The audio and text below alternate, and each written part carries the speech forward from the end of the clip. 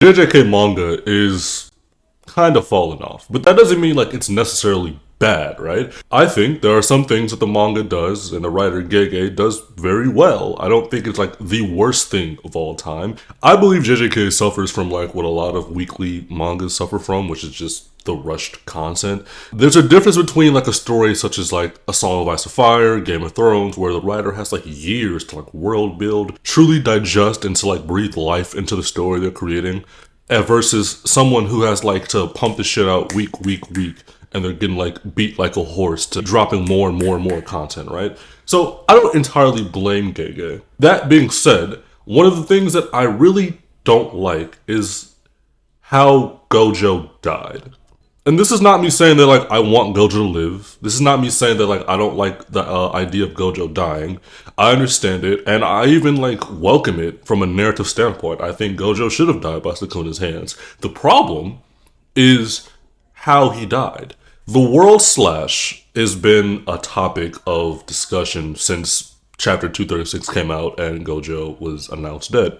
A lot of people don't like the fact that like it kind of like felt weird to make him win, and then like next chapter you just randomly kill him off screen, and then it's like, oh yeah, Sukuna did win by pulling out this magical technique that he was somehow just watching Maharaga to do, even though that was like, it was never stated, it was never even hinted at that he was trying to learn how to break through infinity or cut the world, whatever the fuck that means. My issue with how Gojo died doesn't really stem from the off-screening, even though it kinda does, or the world slash itself necessarily.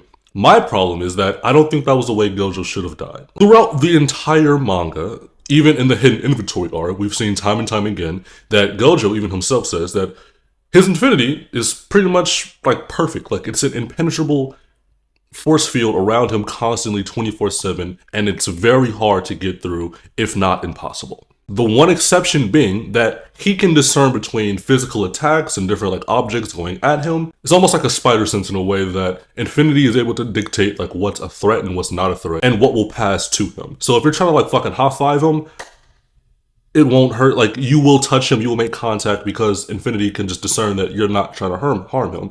If you're trying to suck Gojo off and like have him bust all over your face, same thing. Infinity will not really like react to you because you're not a threat. It's a difference between like if you're shooting a gun at him, the bullets will just stop. If you're trying to punch him, you will come in contact with Infinity and your attack or like projectile will not reach him. That being said, the sole exception being that Infinity cannot really discern poisons. It's been said at least 3 times from what I can remember off the top of my head in the manga. Gojo's infinity is pretty much perfect, but it can't really detect poison.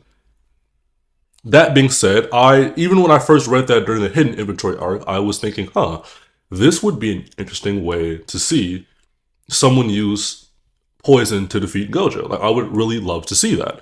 Even more so that it would kind of like, even though this is a side note, it would really, I feel like it would echo the sense of like, Goku, he got the heart virus, right? Goku, at the time, was fucking LeBron James in his prime, right? He was untouchable.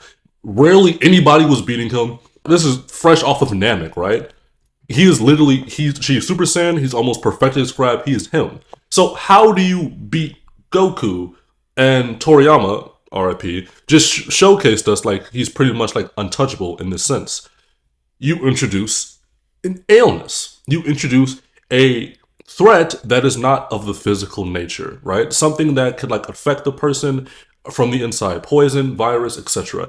I think going down that narrative and reading that and saying that, oh, Gojo's infinity can't detect poison, I thought would be a very interesting line of storytelling to go down if you just make Gojo die or at least become very fatally wounded or ill in a sense by getting poisoned by Sukuna. It would make a lot more sense than Sukuna randomly saying that, oh, I wasn't using Maharaga to get past infinity. I was using Maharaga to learn how to break through infinity. Don't even know what the fuck that means. Never once said that in his fucking life. I don't know where Gege pulled that from. And this is like the problem with weekly telling of stories. I 100% believe that if Gege was offered enough time to actually process what they wanted to do with the story, how they wanted the characters to go out, how they wanted the characters to evolve. If Gege had enough time to articulate perfectly what they want to do with the story, I 100% believe the author, the writer, would have taken the poison narrative because they would have had enough time to remember that, they would have enough time to plan that. The world slash just feels very random. It's very jarring.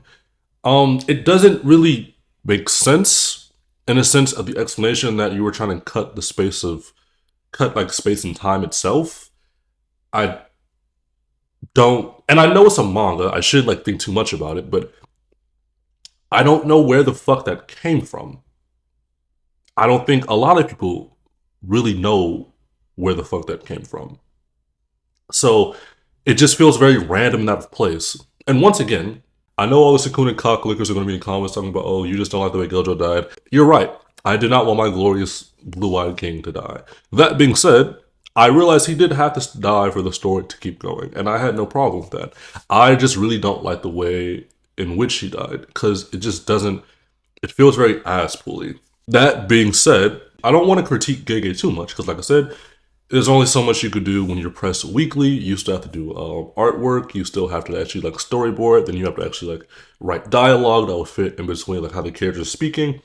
I don't want to judge Gege too much for these choices, but I think the writing is tanking a lot due to this weekly dropping. Right? I think it would be much better if we got monthly monthly outings of JJK than weekly. We even see this later on when you have like a lot of people saying that, oh, I don't like Sukuna's writing. It kind of feels like he's just like too overpowered. And then you have people saying like, oh, well, he's from like a Heian era, right? He's built different. Like this era of sorcerers were like top notch. He's supposed to be this strong.